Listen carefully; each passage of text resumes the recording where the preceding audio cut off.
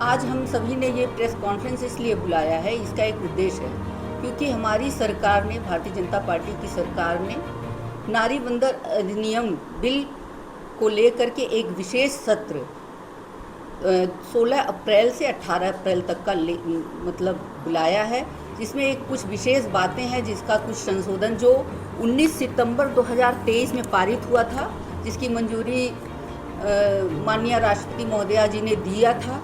उस अधिनियम को लेकर के कुछ संशोधन और कुछ परिमार्जन करने के लिए एक विशेष सत्र बुलाया गया है। उसी को लेकर के हम सभी आज यहाँ प्रेस कॉन्फ्रेंस में बैठे हुए हैं। देखिए, हमारे मोदी जी 2014 से जब से उन्होंने सत्ता संभाला, सिर्फ और सिर्फ ज़्यादातर महिलाओं के लिए हर एक कदम, जो भी ज़रूरी कदम था, उन्होंने उठाया। चाहे वो शौचालय से ले करके आयुष्मान तक का ले लीजिए, बेटी बचाओ बेटी पढ़ाओ, मकान दिया उन्होंने, उज्ज्वला गैस दिया।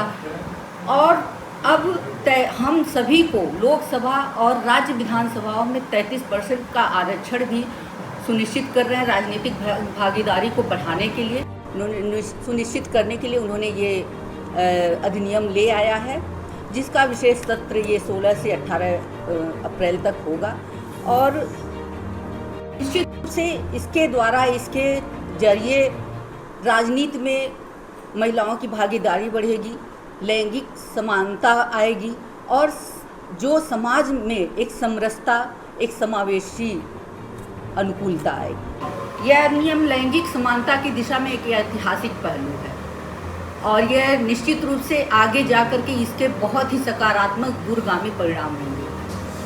महिलाओं में का सम्मान और आत्मसम्मान की रक्षा करना हर राष्ट्र का कर्तव्य है और उस कर्तव्य को हमारे मोदी जी बखूबी निभा रहे हैं जब से सत्ता उन्होंने संभाला है।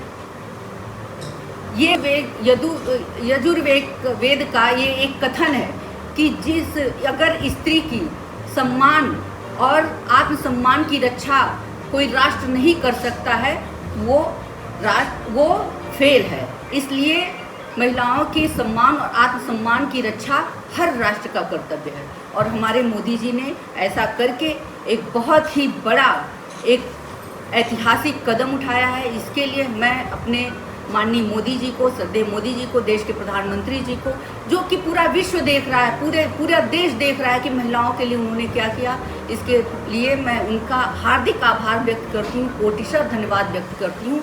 क्योंकि पूरी आधी आबादी के लिए अगर किसी ने सोचा है तो भारतीय जनता पार्टी ने सोचा है और हमारे श्रद्धेय नरेंद्र मोदी जी ने सोचा है।